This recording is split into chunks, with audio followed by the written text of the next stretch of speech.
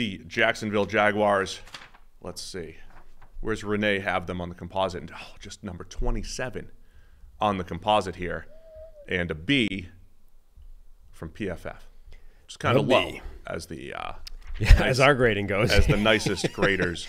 I will say this for, I don't want to say it's for like the 7th straight year, but much like their 2020 draft, 2020 boomer bust type of draft for the Jags. They got a lot of boomer bust, I think, type of prospects, 3 of which came out of LSU. But it started with Brian Thomas Jr.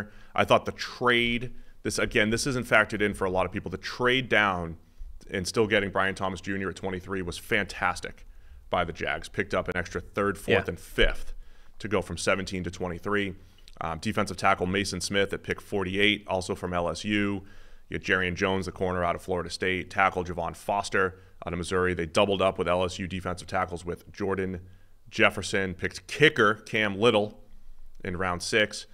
And then if you wanted to have a Trayvon Walker light, that's Miles Cole from Texas Tech, the 7th rounder, pick 236. Yeah, I mean, it's one of the most classic Trent Baalke drafts ever, right? We're focusing on athletes. We're focusing on upside. We're not that concerned if they're good football players at the moment. And that's had a hit or miss track record over his tenure there. Like, he's found some good players, absolutely. Like, he's also found some pretty spectacular busts during that period of time. So, yeah, it's definitely, you're right. It's a wide variety of outcomes that this draft could possibly have. I've been on record consistently. I don't love Brian Thomas Jr. as a receiver prospect. What was always going to be interesting is how he fits in the NFL. Like, where does he land? What are they going to ask of him? I don't know that I love the fit in Jacksonville. I think there are definitely teams that I would have preferred, like the Colts, right? We were talking before. If he landed with Indianapolis, I think that's a much better fit for Brian Thomas Jr. But I think you're right. You have to credit them. Like, we were talking about how expensive that trade was from the other side point of view. From Jacksonville's point of view, to trade down and potentially get a player that might have been the guy they were going to select all the way along, to add multiple extra draft picks, which were significant, like not low, nothing picks. These were mid-round picks, and still get their guy or still get Brian Thomas Jr. is absolutely a fantastic move for them. I just don't know that I love his fit within this offense, given what's already there.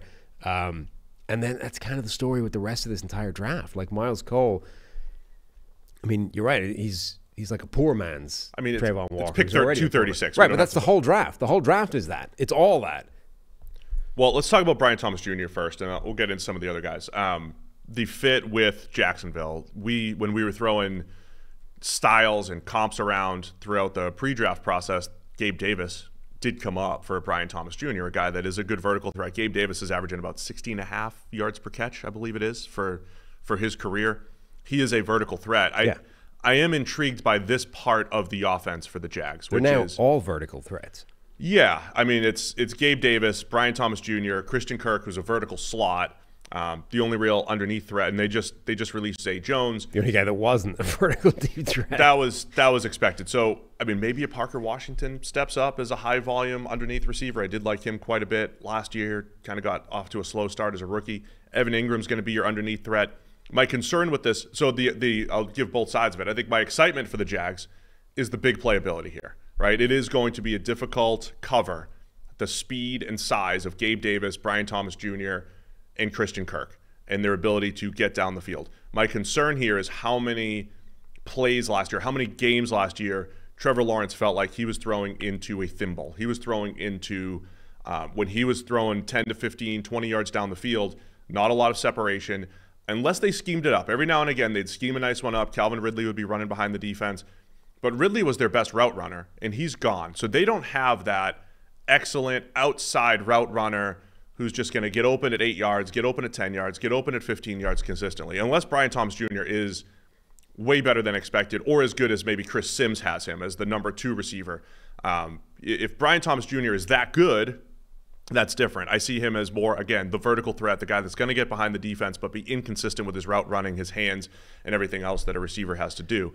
So I think that's the give and take here. I think there's more juice, there's more big playability. I worry about the short and intermediate game for the Jags here with Trevor Lawrence. It's also a strange approach to essentially assemble a receiving core of vertical deep threats in a time where the entire NFL is trying to take away explosive plays. Like, explosive vertical plays are harder to come by than they've maybe ever been.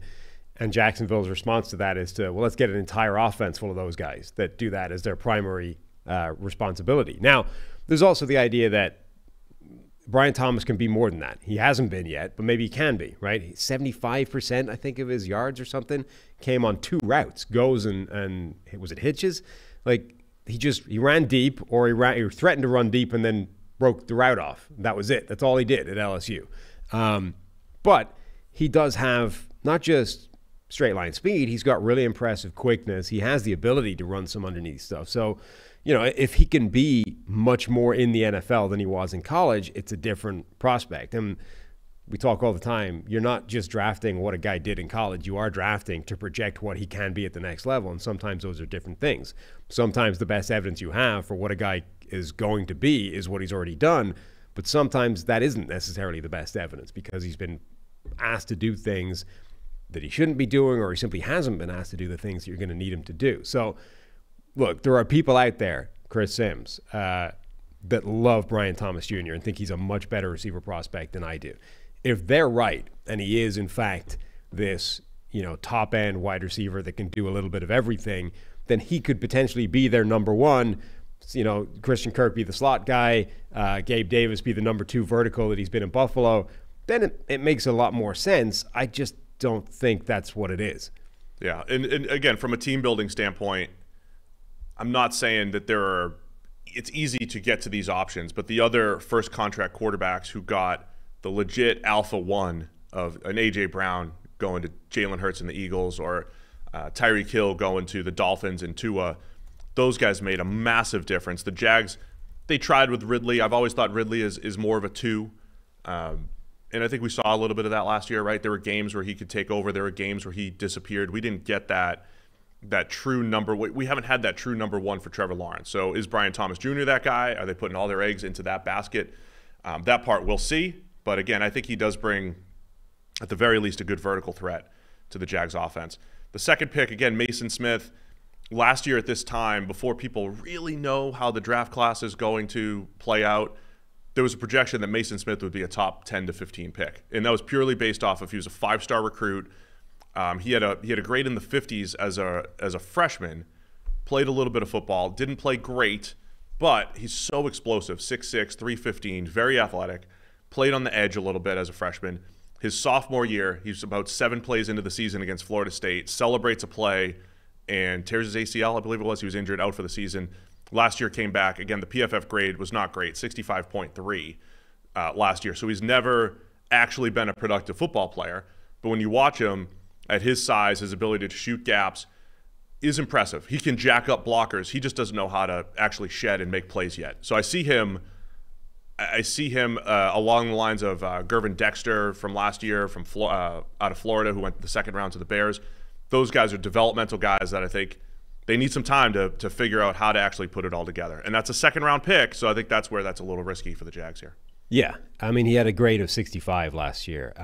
But you can see, like, immediately you could just look at his measurables and know that he's the guy Trent Baalke would like, right? 6'6", 6'5", 300+ pounds, 35-inch arms. Like, he's got the arm length. Trent Baalke loves length. Like, that's why Trayvon Walker was the number 1 overall pick. Wait till we get to the Trent Cole discussion in a second here. Yeah, and it's just, look, there are some things that flash on tape. Like, his straight line burst off the ball is really good. He's got a legit swim move. He's got power. Like you said, once he's into your pads, you've got some problems.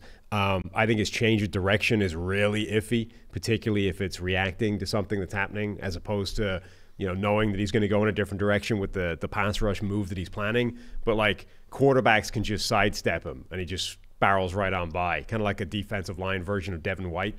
Like, straight line, great, but as soon as you make a move laterally, it's just done.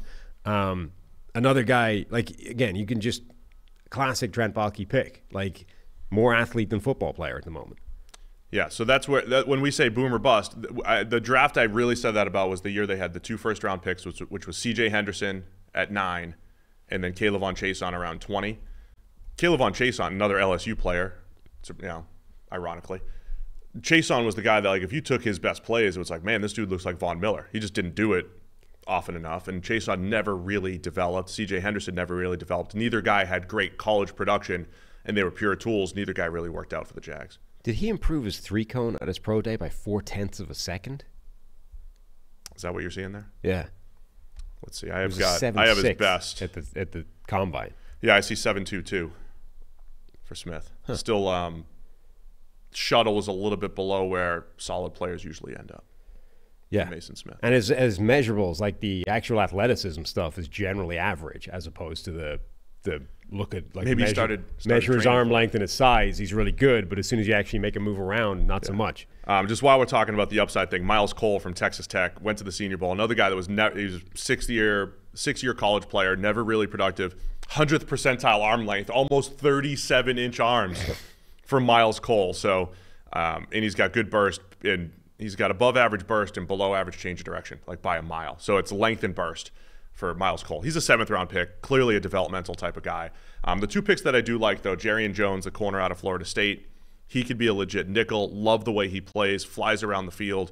I think the more you watch that Florida State defense and just the energy and the way Jared Verse and Braden Fisk played, the way Jarian Jones played out of the slot, we see the 90 overall grade last year, good coverage grade. He was excellent in man coverage. Again, mostly in the slot, held his own against LSU when they faced those receivers. I love the way Jarian Jones plays, and I think Javon Foster, of any day 3 developmental tackle, I think Javon Foster from Missouri was the best one.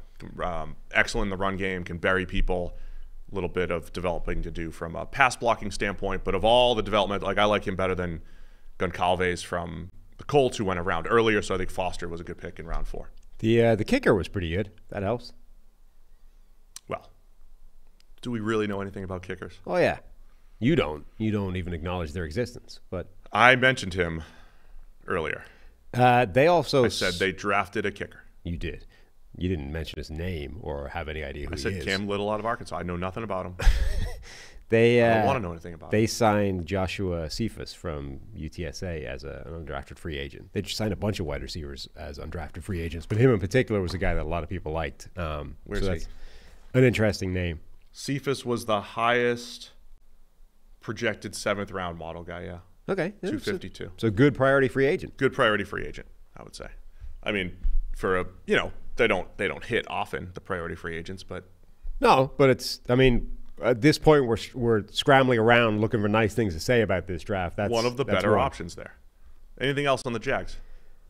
No, I mean, it's a classic Trent Baalke draft, and it's really going to hinge on what Brian Thomas Jr. is. If he is a one-dimensional Marquez Valdes-Scantling vertical threat, this was a crappy draft. If he's a lot more than that, if he's closer to the Chris Sims end of the spectrum of what he can be in the NFL, it might end up being quite a good draft just based off that. Yeah, people saying that was not so Baalke was not the official GM during the 2020 draft. Is that correct? He took over as interim GM at some point in full-time in 21. I wasn't trying to claim that was his draft. This draft just reminds me of the 2020 draft, which was boom or bust for the Jags. I think that was still Dave Caldwell there, just to clarify. I mean, they've been drafting like this for a while. Yeah. Like, every single draft has multiple picks that are sort of like this, where they're picking athletes over football players, and some of them have worked out, and some of them have become good players. But generally speaking, for the last, 4 or 5 years, this is what their drafting has been looking like.